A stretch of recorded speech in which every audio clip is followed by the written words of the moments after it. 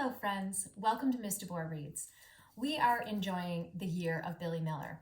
We are still in part one, a whole section about his teacher. It's titled Teacher, but really we're learning about Billy through the other characters that are in school with him. We're going to continue to find out what happens after his first day. In part 4, Billy goes home after school. Remember what's happened so far? So he and his friend Ned have walked to school. They get there. This is where some drama happened because Billy was sitting in the wrong seat. Emma Sparks was kind of rude to him. She seems pretty confident, very bossy, and that isn't always the best kind of friend to have in class. She's even a little bit mean. But Billy does mishear, he doesn't listen very carefully, and he misunderstands her saying her nickname Emster as hamster. And then that makes people giggle, which, kind of seems like teasing. And so Emma is not very happy with one Billy Miller. And then when Billy tries to, after Emma says that he's dumb, there's a lot of hurtful things going on in class right now. When she says that, he gets those red markers and is kind of, teasing her right back, trying to make him a devil face at her. When Miss Silver walks by with her chopsticks. I'm wearing my pencils in my hair today, trying to be like Miss Silver. And she mistakenly thinks that maybe Billy's making fun of her. Billy's just feeling so ashamed and feeling terrible about this. So we're going to find out when he gets home after school. Maybe he's going to do something about that. I'm predicting that he might want to fix that because he feels badly. Join me. The Year of Billy Miller by Kevin Henkes. We are in a section called Teacher, and we are in chapter 4, which actually begins on page 27. I'm looking at my notes.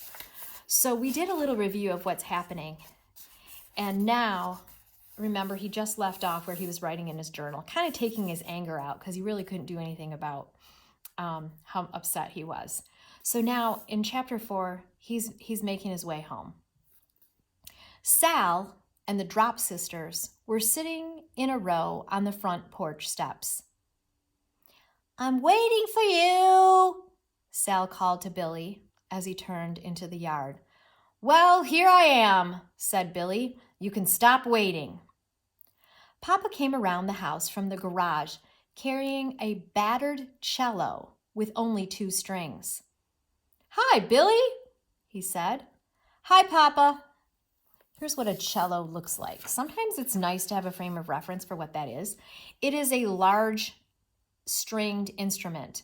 It kind of looks like a violin or a viola. It's smaller than a bass, but it's bigger than a violin. You see how big it is. And so it's an old dilapidated one that Billy's dad has acquired, and maybe he'll do some art with it. He's super cool like that, reusing old things to make new art. "How was school?" asked Papa. "Okay," said Billy. "What did you do?" "Nothing." "Give me one highlight from your day," said Papa. Billy was used to Papa's probing, although he didn't particularly like it. "There's a kid named Hamster in my class," he said. "Boy or girl?" asked Papa. "Girl."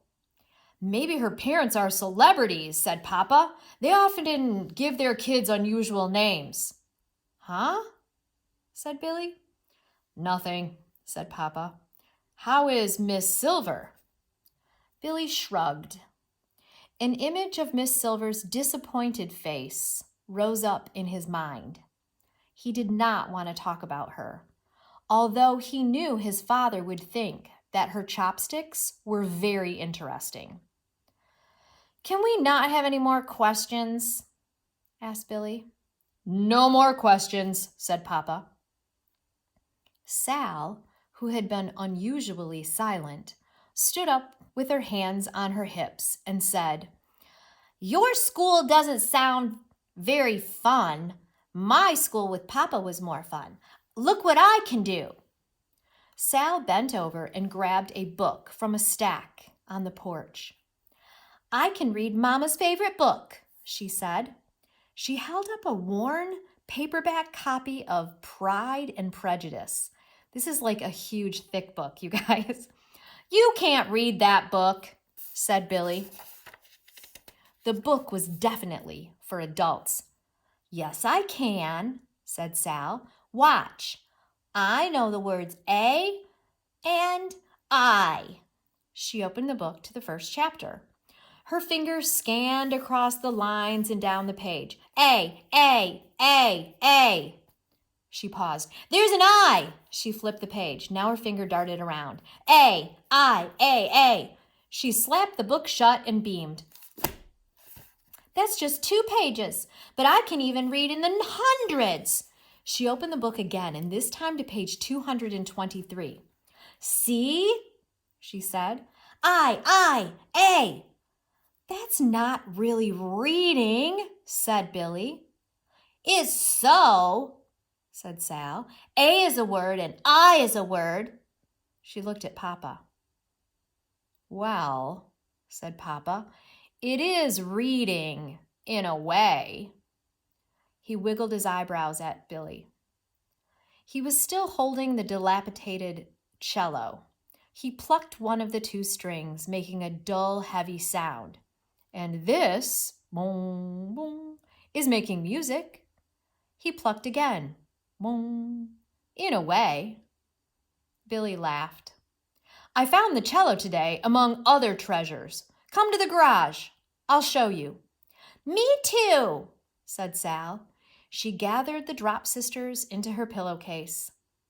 "I'm going to teach the girls to read," Sal told Billy. "I'm teaching Raindrop first. She's the smartest." Billy followed Papa, and Sal followed Billy into the garage. Papa's treasures for the day included the cello. Remember what it is? This guy.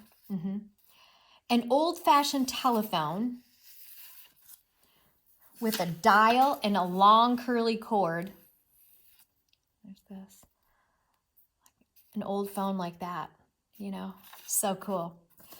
A gnarled piece of driftwood that looked like an elephant, and a shiny silver garden ball on a cement pedestal. So there's a little sketch of that exact thing. It's kind of tall, like maybe almost as tall, up to maybe your waist or shoulder. They're pretty tall sometimes. And then there's like a shiny ball on top. Have you ever seen these in someone's yard? "We went to the dump," said Sal. Billy realized that if he'd spent the day with Papa, he would have had more fun than he did at school. "Does any of this speak to you?" Papa asked. He rotated the driftwood in his hands, eyeing it critically. "Any ideas how your old Papa can turn these lovely bits of rummage into art?" He placed the driftwood at his feet, then rubbed the silver garden ornament as if it were a crystal ball. "Let's look into the future," said Papa. Billy and Sal leaned closer. "What do you see?" Papa asked, joking, stroking his beard. Billy didn't see the future, but if he could have, he would have liked to see Emma move to a different table at school. And he would have liked Miss Silver to let him know somehow that she wasn't mad at him.